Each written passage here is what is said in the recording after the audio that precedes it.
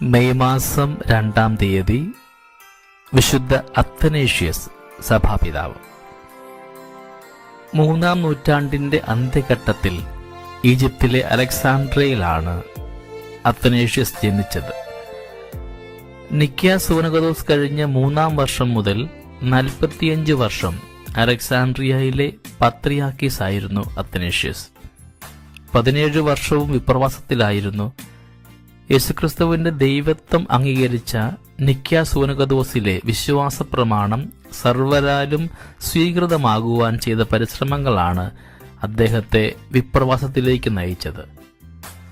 Doctor Gregory നസിയാൻസൻ അത്തനേഷ്യസിനെ ഇങ്ങനെ വിവരിച്ചിരിക്കുന്നു: അദ്ദേഹം അപരിചിതരെ സൽക്കരിക്കുന്നവനാണ്, ആശ്രിതരോട് കൃപാലുവാണ്, സകലർക്കും അഭിഗമ്യനാണ്, വേഗം കോപിക്കുന്നവനല്ല, സംഭാഷണ ചതുരനാണ്, സ്വഭാവം മധുരമാണ്, വാക്കിലെന്നതുപോലെ പ്രവൃത്തികളിലും കാര്യക്ഷമത പ്രകടമാണ്, ഭക്തകൃത്യങ്ങളിൽ ഉത്സാഹിയാണ്, എല്ലാ തരക്കാരും പ്രായക്കാരുമായ ക്രൈസ്തവർക്ക് സഹായകനുമാണ്. രക്തസാക്ഷിത്വം ആഗ്രഹിച്ചിരുന്നുവെങ്കിലും സമാധാനപൂർണമായവയായിരുന്നു അദ്ദേഹത്തിന്റെ അവസാന വർഷങ്ങൾ.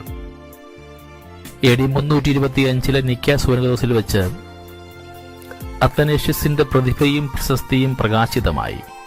പിതാവും പുത്രനും സാരാംശത്തിൽ സമന്മാരാണെന്നുള്ള വസ്തുത ശക്തിയായി സൂനകദോസിൽ വാദിച്ചു. സൂനകദോസ് കഴിഞ്ഞ് 5-ാം മാസം അലക്സാൻഡ്രിയയിലെ പത്രിയർക്കീസ് ആയിരുന്ന അലക്സാണ്ടർ മരിച്ചു.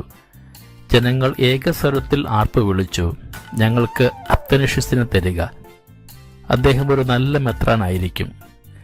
ഈജിപ്തിലെ മെത്രാന്മാർ അദ്ദേഹത്തെ തന്നെ തിരഞ്ഞെടുത്തു. അന്ന് അദ്ദേഹത്തിന് 30 വയസ്സ് മാത്രമേ പ്രായമുണ്ടായിരുന്നുള്ളൂ.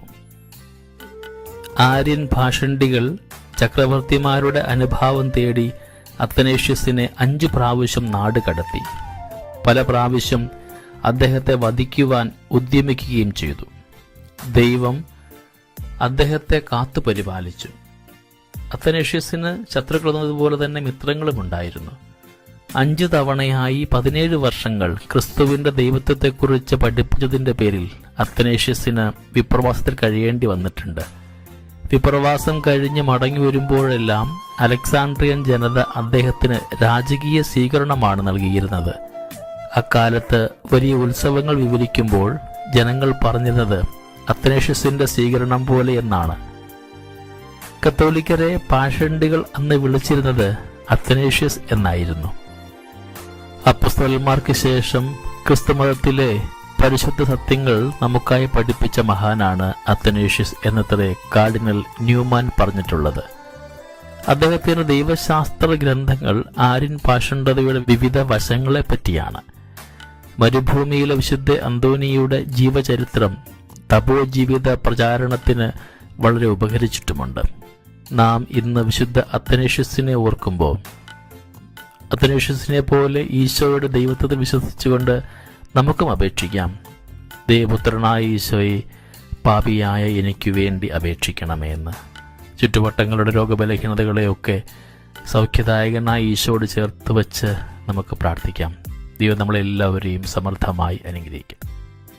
നമ്മുടെ കർത്താവ് യേശുമിശിഹായുടെ കൃപയും പിതാവായ ദൈവത്തിൻ്റെ സ്നേഹവും പരിശുദ്ധാത്മാവിൻ്റെ സഹവാസവും നമ്മുടെ കൂടെ എന്നും ഉണ്ടായിരിക്കട്ടെ, ഇപ്പോഴും എപ്പോഴും എന്നേക്കും. ആമേൻ.